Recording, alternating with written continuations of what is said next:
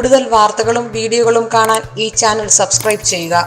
കൂടെ bell button അമർത്തുക. Asia live ടിവിയുടെ ഫെങ്ഷു പ്രോഗ്രാമിലേക്ക് ഏവർക്കും സ്വാഗതം.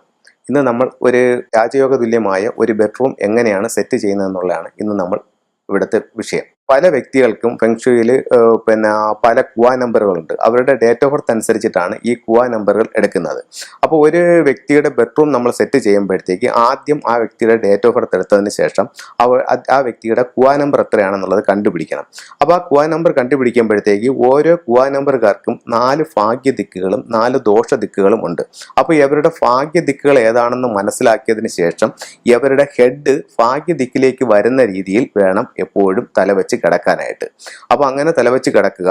പിന്നെ അത് കഴിഞ്ഞിട്ടെന്ന് പറയുമ്പോൾ നമ്മൾ കാലുകൾ നീട്ടി കിടക്കുമ്പോഴത്തേക്കും നമ്മുടെ കാലുകൾ ടോയ്ലറ്റിലോട്ട് പോകുന്ന രീതിയിൽ വെക്കാൻ പാടില്ല.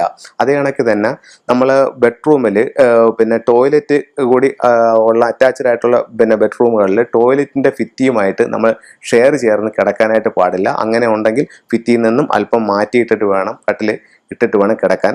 അതുപോലെ നമ്മൾ വളരെ ശ്രദ്ധിക്കേണ്ട ഒരു കാര്യം എന്ന് പറഞ്ഞു കഴിഞ്ഞാൽ നമ്മൾ ഇരിക്കുന്നതിൻ്റെ ആയാലും കിടക്കുന്നതിൻ്റെ ആയാലും എപ്പോഴും പുറകിൽ ശക്തമായ ഒരു ഭിത്തിയുടെ സപ്പോർട്ടിങ് ഉണ്ടായിരിക്കണം. അപ്പോൾ നമ്മൾ കിടക്കുമ്പോഴത്തേക്ക് നമ്മൾ തല വെക്കുന്ന ഭിത്തി നമ്മളുടെ തൊട്ട് പുറകിൽ നല്ല ശക്തമായിട്ടുള്ള ഒരു ഭിത്തിയുടെ ഇതിലായിരിക്കണം നമ്മൾ എപ്പോഴും തല വെച്ച് കിടക്കേണ്ടത്. അതേ കണക്ക് തന്നെയാണ് നമ്മുടെ ഭാഗ്യ ദിക്കിൽ 4 ദിക്കുകൾ പറയുന്നുണ്ട്. ഇപ്പോൾ ഉദാഹരണത്തിന് 8 കുവാ നമ്പർ ആയിട്ടുള്ള ഒരു വ്യക്തിയുടെ 4 ഭാഗ്യ ദിക്കുകൾ എന്ന് പറയുന്നത് south west, west, north west, north east ആണ്.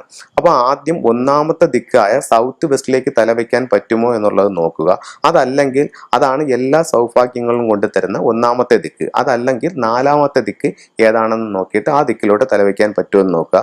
ഈ 4 ദിക്കുകൾ ഒന്നാമത്തെ ദിക്കിലോട്ട് തലവെച്ച് കിടക്കുകയാണെന്നുണ്ടെങ്കിൽ നമ്മുടെ ജീവിതത്തിലെല്ലാം നല്ല നല്ല കാര്യങ്ങൾ വരികയെന്നും, 2ാമത്തെ ദിക്കിലേക്കാണ് തലവെച്ച് കിടക്കുകയാണെന്നുണ്ടെങ്കിൽ ആരോഗ്യ സംബന്ധമായിട്ട് നേട്ടം ഉണ്ടാവുമെന്നും, 3ാമത്തെ ദിക്കിലേക്കാണ് തലവെച്ച് കിടക്കുന്നുണ്ടെങ്കിൽ വിവാഹത്തിന് നല്ലതാണെന്നും, 4ാമത്തെ ദിക്കിലേക്കാണ് തലവെച്ച് കിടക്കുന്നതെന്നുണ്ടെങ്കിൽ അത് വിദ്യാഭ്യാസപരമായിട്ട് ഉയർച്ച ഉണ്ടാക്കുമെന്നും തൊഴിൽപരമായിട്ട് അഭിവൃദ്ധി ഉണ്ടാക്കുമെന്നും ഇങ്ങനെ 4 ഭാഗ്യങ്ങൾ 4 ദിക്കുകളിൽ പറയുന്നു.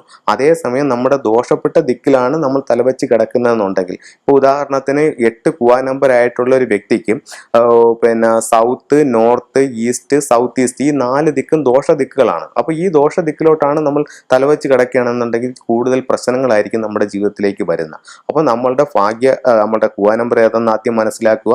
എന്നിട്ട് ഭാഗ്യ ദിക്കിലേക്ക് തലവെച്ച് കിടക്കുക.